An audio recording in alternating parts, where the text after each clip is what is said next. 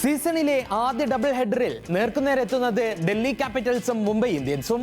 അക്ഷർ പട്ടേൽ നയിക്കുന്ന ഡൽഹി ലക്നൌവിനെ തകർത്താണ് വരുന്നത്. സമീർ റിസ്വി, ട്രിസ്റ്റൻ സ്റ്റബ്സ് എന്നീ യുവതാരങ്ങളുടെ പ്രകടനം ഡൽഹിക്ക് ആത്മവിശ്വാസം നൽകുന്നുണ്ട്. എന്നാൽ KL രാഹുലും പതും നിസംഗയും ഉൾപ്പെടുന്ന ടോപ്പ് ഓർഡർ ബാറ്റർമാരുടെ സ്ഥിരതയില്ലായ്മ ഡൽഹിക്ക് വെല്ലുവിളിയാണ്.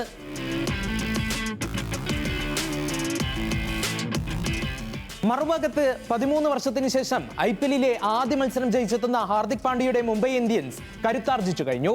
കഴിഞ്ഞ മത്സരത്തിൽ 221 റൺസ് എന്ന കൂറ്റൻ ലക്ഷ്യം മറികടന്നാണ് മുംബൈ എത്തുന്നത്. രോഹിത് ശർമ്മയും റിയാൻ റിക്കൽട്ടനും നൽകുന്ന ഗംഭീര തുടക്കവും ബുംറ നയിക്കുന്ന ബൗളിംഗ് നിരയും മുംബൈയെ അപകടകാരികളാക്കുന്നു. ഡൽഹിയിലെ പിച്ച് ബാറ്റർമാരെ തുണയ്ക്കുന്നതാണ്. ചെറിയ ബൗണ്ടറികൾ സിക്സറുകളുടെ പെരുമഴയ്ക്ക് വഴിയൊരുക്കും. നേർക്കുനേർ വന്ന 37 മത്സരങ്ങളിൽ 21 എണ്ണത്തിലും വിജയം മുംബൈക്കൊപ്പമായിരുന്നു. വൈകിട്ട് 3:30 ഡൽഹി അരുൺ ജെയ്റ്റ്ലി സ്റ്റേഡിയത്തിലാണ് മത്സരം.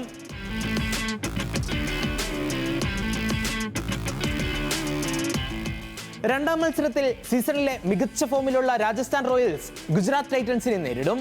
ക്രിക്കറ്റ് ലോകത്തെ ഞെട്ടിച്ചുകൊണ്ടിരിക്കുന്ന 15-കാരൻ വൈഭവ് സൂര്യവംശിയാണ് രാജസ്ഥാന്റെ കുന്തമുന. ഒപ്പം മിന്നും ഫോമിലുള്ള ബൗളർമാരും രാജസ്ഥാനിന് കരുത്താണ്.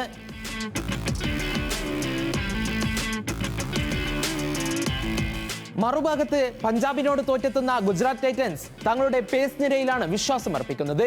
കഗീസോ റബാഡ, മുഹമ്മദ് സിറാജ്, പ്രസിദ്ധ് കൃഷ്ണ എന്നിവരടങ്ങുന്ന ടൈറ്റൻസിന്റെ പേസ് ത്രയം രാജസ്ഥാൻ ബാറ്റിംഗ് നിരയ്ക്ക് വലിയ വെല്ലുവിളിയാകും. ഒപ്പം ശുഭ്മാൻ ഗില്ലിന്റെയും ജോസ് ബട്ട്ലറിന്റെയും ബാറ്റിംഗ് ഫോമും ടീമിന് പ്രധാനമാണ്.